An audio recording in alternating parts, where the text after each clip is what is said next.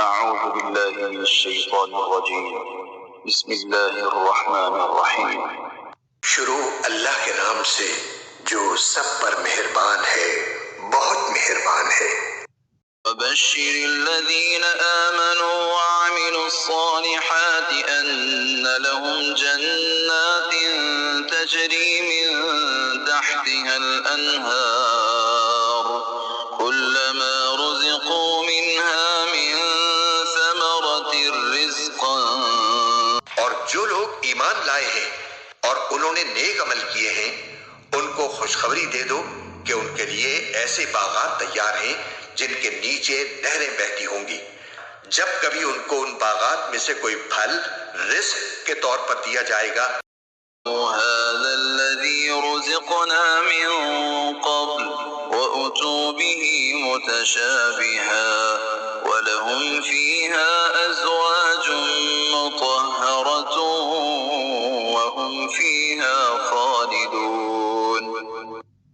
تو وہ کہیں گے یہ تو وہی ہے جو ہمیں پہلے بھی دیا گیا تھا، اور انہیں وہ رزق ایسا ہی دیا جائے گا جو دیکھنے میں ملتا جلتا ہوگا، اور ان کے لیے وہاں پاکیزہ بیویاں ہوں گی، اور وہ ان باغات میں ہمیشہ ہمیشہ رہیں گے۔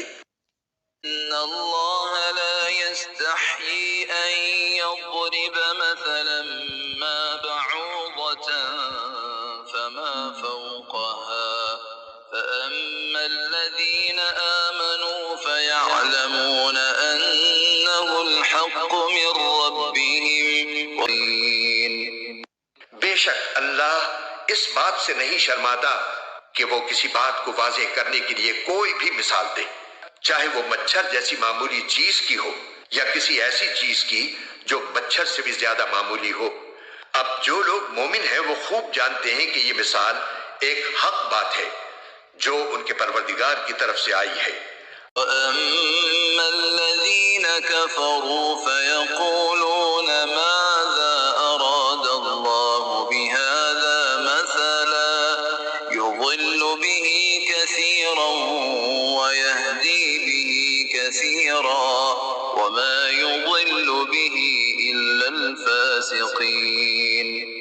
البتہ جو لوگ کافر ہیں وہ یہی کہتے ہیں کہ بھلا اس حقیر مثال سے اللہ کا کیا مطلب ہے؟